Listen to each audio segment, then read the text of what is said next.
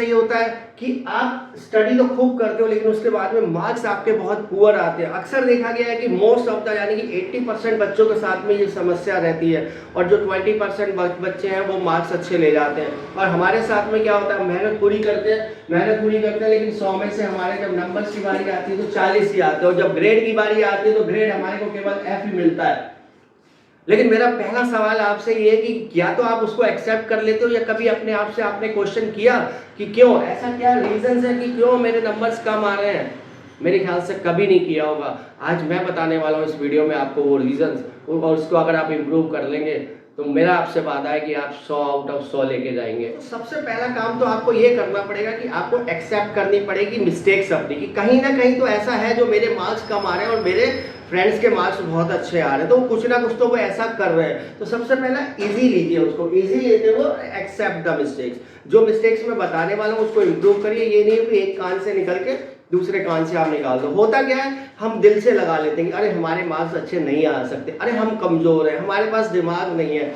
ऐसा नहीं है, ये आपकी स्टडी का एग्जाम है, ये आपका एग्जाम नहीं है। डीमोटिवेट मत होइए, अपने इंप्रूवमेंट एरिया देखिए कि मैं कहाँ पर इंप्रूव करूँ, गलतियों को सुधार लूंगा तो मैं अच्छे नंबर ले आऊंगा। ठीक है, तो number 1, take it easy and accept the mistakes. देखा गया कि हम में से जितने भी बच्चे हैं 80% जो है वो समझना नहीं चाहते हैं बल्कि रटना चाहते हैं। इवन जो फंडामेंटल्स होते हैं, जो चैप्टर्स के अंदर, जो बुक्स के अंदर मेन टॉपिक्स होते हैं, उनको भी हम लोग स्किप करने की कोशिश करते हैं। तो हमको सबसे बड़ी चीज है कि लैक ऑफ अंडरस्टैंडिंग जो हमारे अंदर में कमी है। क्योंकि अगर आप एक चीज को समझ लोगे, एक बार आपको आपके दिमाग में वो चीज आ जाएगी तो वो आ जाएगी, चाहे आप 8 घंटे उसको रटते रहो फिर आप भूल जाओगे। क्योंकि रटी हुई चीजें ज्यादा समय तक याद नहीं रहती, तो आपको डोंट क्रैम नहीं करना है, understand the concepts and the theories, उसको एक बार समझ लेना। बार बार आपको अपने टीचर से पूछना है कि ये क्या है।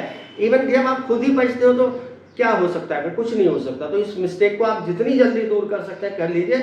अंडरस्टैंडिंग बढ़ाइए अपनी, नोट्स बनाने शुरू करिए, अपने हाथ से लिखना शुरू करिए उस चीज को, और स्किप मत करिए। एक और रीजन देखने में आया कि हम लोग स्टडी तो बहुत हार्ड कर रहे होते हैं बट स्मार्ट नहीं होते, हमारी इफेक्टिवनेस नहीं होती है उसके अंदर। हमारे 10-10, 12-12 घंटे पढ़ने के बाद भी प्रोडक्टिविटी कुछ नहीं आती, हम लोग सब भूल जाते हैं। और एग्जाम में तो अक्सर हम लोग भूल जाते हैं। तो अब आपको करना क्या है, इस तरीके से पढ़ना है कि आप एग्जाम्स में ना भूलो। उसके लिए जरूरी है कि आप एक स्टडी प्लान बनाओ, दिन को 3-4 पार्ट्स में डिवाइड करो। उस समय पे जब आप बहुत ही ज्यादा एनर्जेटिक होते हो, ऐसा सब्जेक्ट पढ़ो जो कि आपको समझ नहीं आ रहा है, शुरुआत उससे करो, पहले उसको समझो।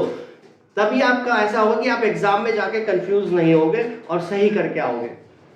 दोस्तों नेक्स्ट हम करके आ रहे होते हैं, देखो अब एक सवाल का जवाब दो। अगर मुझे लंदन जाना है तो मुझे लंदन की फ्लाइट पकड़नी है ना, अगर मैं अमेरिका की या कहीं और की फ्लाइट पकड़ लूंगा तो मैं वहां पहुंचूंगा। सेम मिस्टेक हम लोग कर रहे हैं। देखो कैसे, आप गलत स्टडी मटेरियल से पढ़ रहे हो, तो आपको जो बुक्स स्कूल में बताई गई है आप वो नहीं लोगे, आप उससे नोट्स नहीं बनाओगे। आप क्या करोगे, मार्केट से एक नोट्स की बुक ले आओगे और उससे पढ़ना शुरू कर दोगे। जरूरी थोड़ी है कि वो आपके सिलेबस के अकॉर्डिंग होगी, क्योंकि जो बुक स्कूल में बताई गई है वो आपके सिलेबस के अकॉर्डिंग है। तो अगर आप सिलेबस की बुक्स के पढ़ोगे, उससे नोट्स बनाओगे, तो कम से कम पेपर में कुछ बाहर से तो नहीं आएगा। इससे भी हम लोगों के मार्क्स कम रह जाते हैं। हम लोग दूसरी बुक से पढ़ते हैं और फिर देखते हैं कि एग्जाम में जो हम पढ़ के गए वो आया ही नहीं, तो हमारे नंबर तो भाई कम आएंगे ही ना।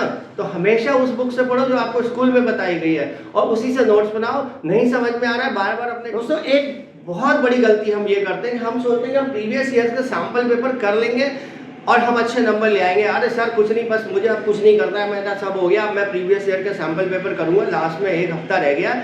ऐसा नहीं है भैया, ये प्रीवियस ईयर के सैंपल पेपर तो केवल आपका चेक करने के लिए है कि आपको कितना आता है कितना। अगर आप बिफोर स्टडी, अगर आपने कुछ भी स्टडी नहीं किया, कुछ नहीं किया, चैप्टर्स नहीं किए, रिविजन नहीं किया और आप सैंपल पेपर करने बैठ गए तो बेकार है आपके लिए। आपको ये तो चेक करने के लिए कि आप पहले सारा कुछ रेडी हो जाइए, बिल्कुल सब कुछ आपका जब तैयार हो जाए तब आप सैंपल पेपर पे जाइए और देखिए कि आपके कितने मार्क्स आ रहे हैं उसमें, तो उसको सही से यूज।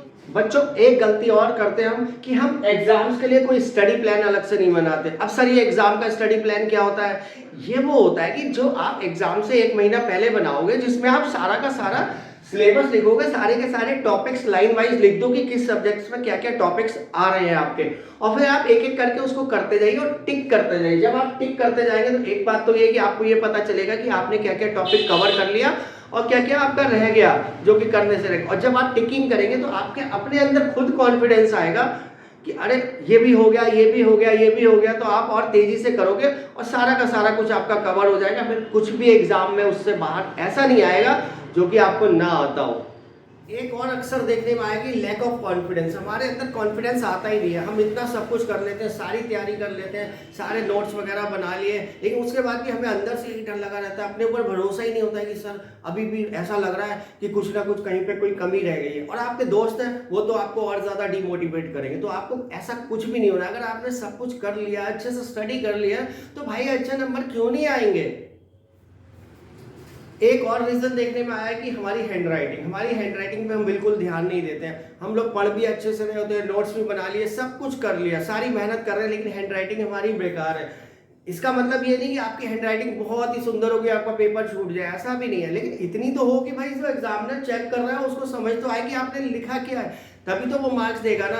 और अगर आपकी हैंडराइटिंग उसको समझ में नहीं आएगी तो अल्टीमेटली मार्क्स वो कहाँ से देगा, तो आपका ग्रेड तो फिर लो रहना ही है ना। तो हैंडराइटिंग पे जरूर ध्यान दीजिए, ये एक बहुत इंपॉर्टेंट पार्ट है आपके लो मार्क्स आने का। एक और मिस्टेक जो हम कर रहे होते हैं वो हम ये कर रहे होते हैं कि हम एग्जाम आते हैं तभी जागते हैं और हम सोचते हैं हम क्रैमिंग करके पास हो जाएं। क्रैमिंग से कुछ नहीं होता। क्रैमिंग से क्या होता है, जब आप बहुत ज्यादा लगातार पढ़ते हो ना तो आपका दिमाग का स्ट्रेस लेवल बढ़ जाता है। जब स्ट्रेस लेवल बढ़ जाता है इसलिए हमें याद नहीं होता। हम सोचते हैं हमें याद क्यों नहीं हो रहा, 10 घंटे हो गए मुझे पढ़ते हो। अरे भैया दिमाग की भी एक लिमिट होती है, आपके दिमाग की एक लिमिट है। आप थ्रू आउट द सेशन तो आप पढ़ते नहीं हो, आपको करना चाहिए कि आपको थ्रू आउट द सेशन थोड़ा थोड़ा पढ़ते रहना है। लास्ट मोमेंट में तो आप उस चीज को रिवाइज कर सकते हो जो कि आप पढ़ चुके हो, लेकिन आप सोचो मैं क्रैमिंग कर लूंगा तो कभी आपको याद नहीं रहने वाला। आप एग्जाम में हमेशा भूल जाओगे और आपके ग्रेड्स कभी इंप्रूव नहीं होंगे। दोस्तों मैंने आपको बहुत सारी मिस्टेक्स बताई, बहुत सारे रीजंस, बहुत सारे टिप्स दिए। अब आपका टर्न है, आप मुझे कमेंट बॉक्स में बताएंगे ऐसी इसमें से कौन सी गलती थी जिसकी वजह से आपके नंबर कम आ रहे थे और आप उसको इंप्रूव करोगे। वीडियो अच्छी लगी हो तो लाइक जरूर करना और ऐसी और वीडियोस आगे भी आने वाली हैं, चैनल को सब्सक्राइब जरूर कर दीजिएगा। थैंक यू सो मच, मिलते हैं नेक्स्ट वीडियो में।